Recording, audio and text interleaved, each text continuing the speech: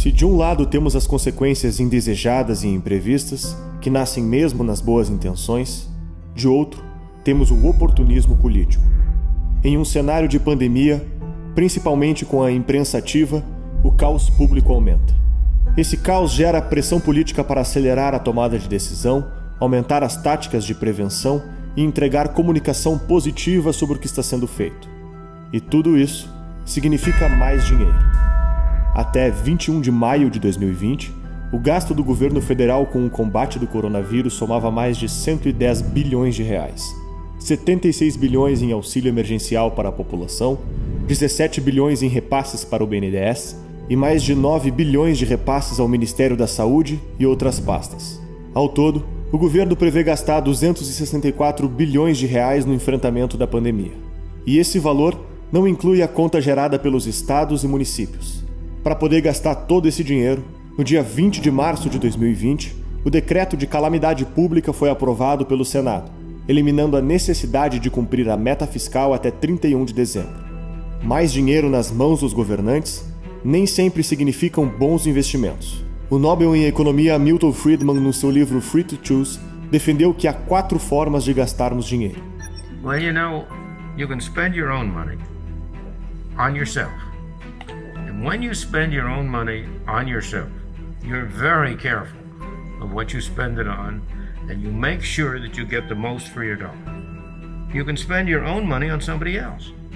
You give gifts to other people. You take people out to dinner. And when you spend your own money on somebody else, you're very careful that you don't spend too much. You try to keep down the amount you spend. But you don't worry very much about what the other fellow's getting from it.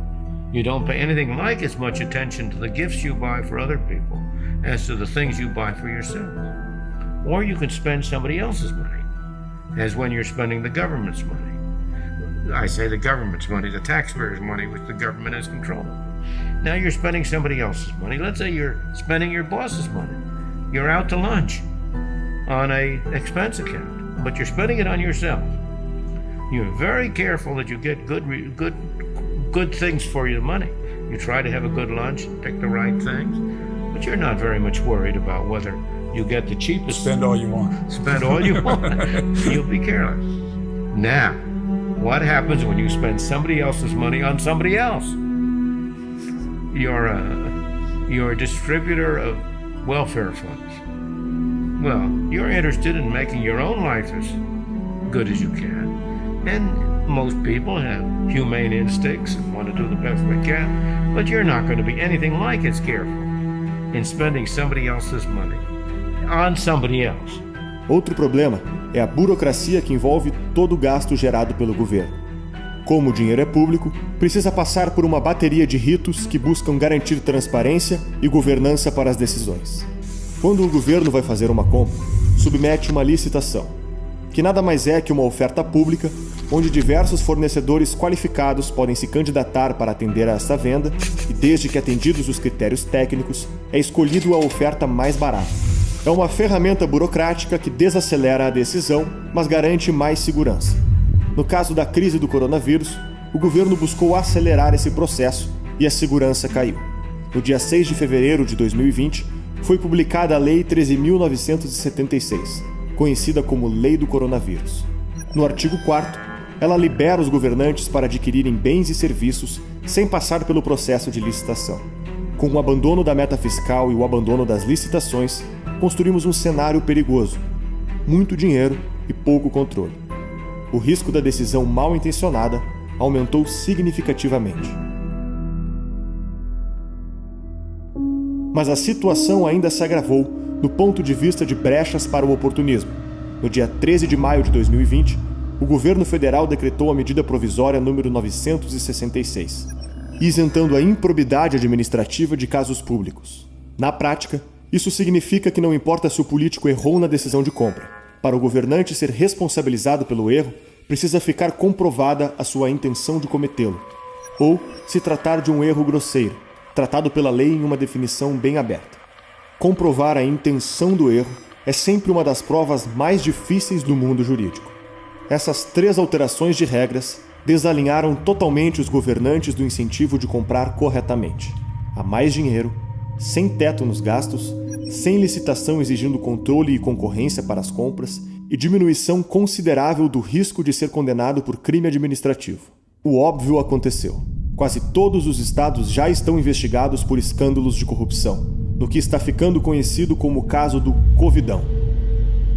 O Estado brasileiro, prefeitos, governadores, governo federal, chamou para si uma responsabilidade que ele não tem como cumprir.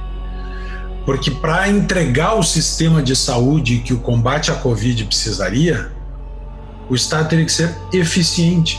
E ele não é. O Estado é intrinsecamente ineficiente. Nós temos 30 anos de SUS no Brasil e não construímos um sistema de saúde pleno capaz de enfrentar isso, justamente porque ele é estatal. Ora, o que é que se fez durante a Covid? Parece que se concluiu que o que torna o Estado ineficiente é a fiscalização, é a auditoria e são os controles. Sustaram os controles, sustaram os limites, não precisa fazer licitação, não precisa cumprir a meta fiscal, não precisa cumprir a lei de responsabilidade fiscal, podemos nos endividar e agora o Estado será eficiente. Pois é o contrário. Agora sim é que os recursos vão pelo ralo. Nós vamos somar ineficiência administrativa com descontrole financeiro. O resultado, muita corrupção sem a entrega adequada dos serviços públicos. E se os políticos mantiverem a palavra e não abrirem o país enquanto o sistema de saúde não estiver pronto, nós vamos ficar muito tempo presos em casa. Esse período da doença é o momento ideal para a corrupção, porque do lado tem uma pandemia e do outro lado tu tem as torneiras do dinheiro público jorrando dinheiro sem licitação, em contrato sem licitação. Ou seja, enquanto tiver a pandemia e contrato sem licitação, com o dinheiro jorrando, nunca nós vamos chegar na cura dessa doença. Nunca nós vamos estar aptos a abrir as portas novamente.